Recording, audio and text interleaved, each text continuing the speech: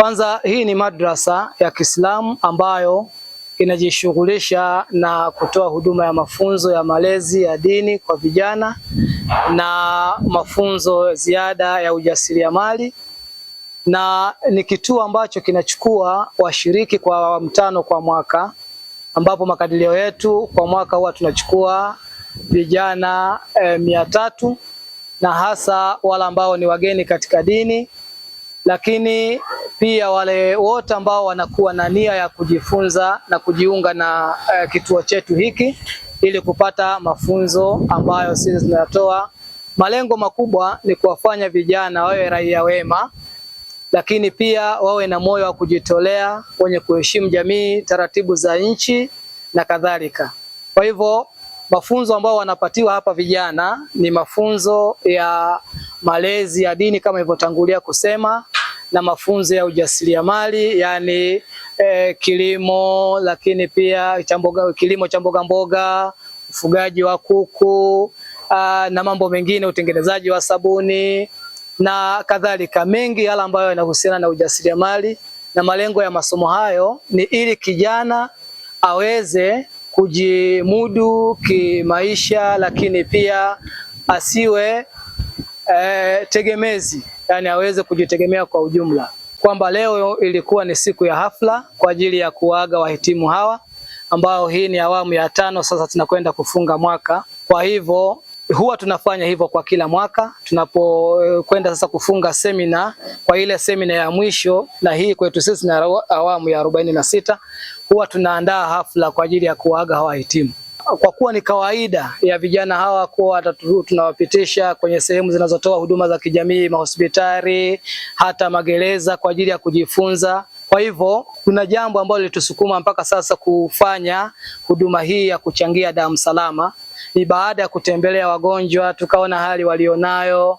Kwa hiyo tukaweka azima ya kwamba ni bora, pamoja na kuwa ni hafla ya kuaga wahitimu, basi pia tuweze kuchangia damu. Malengo makubwa ni kuwazoesha pia vijana moyo wa kujitolea, lakini pia kuona umuhimu wa kuihudumia jamii kwa nafasi yao, na kuonesha kwamba kumbe si tu kutoa huduma ya dini, kumbe hata pia huduma nyingine kwa jamii hata isiyokuwa ya Kiislamu inawezekana kuitoa.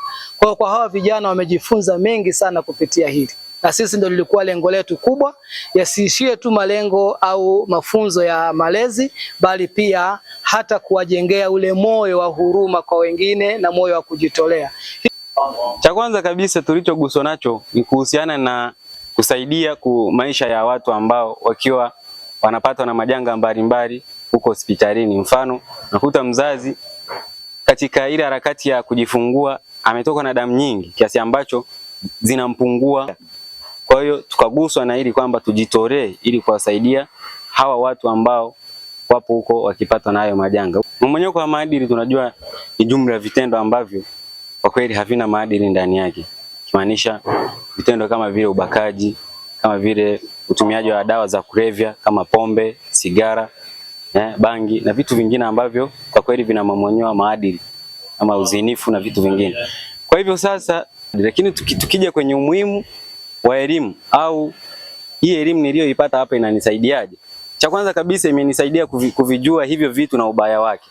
Kwani tunajifunza vitu vingi ambavyo vinatuongoza katika maisha yetu. Tunajifunza ujasiriamali.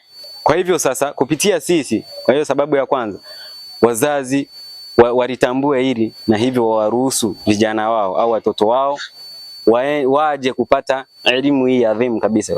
Mimi kama mama nimewiwa sana, hasa sisi kina mama tunapokwenda hospitalini. Pale tunapokwenda hospitalini kujifungua tunatokwa na damu nyingi, na sio sisi tu, hata waathirika wa ajali.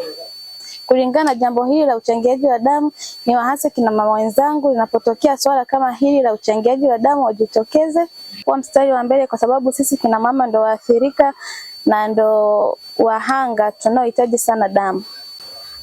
Kwanza nimeona kuna uhitaji mkubwa wa damu kule hospitalini kuna magonjwa mengi ambayo yanapelekea watu kufanyaje kuishiwa damu, ambayo inahitajika misaada ya watu ili kuchangia nini damu.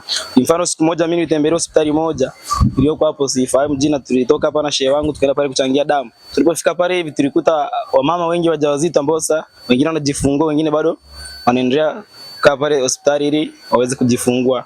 Kuna wengi sana ambao walikuwa wamewekea nini madrip ya damu. Kwa hiyo hicho kimenipelekea mimi kuchangia damu kwa upande wangu, kwa kuona kuna uhitaji mkubwa wa damu.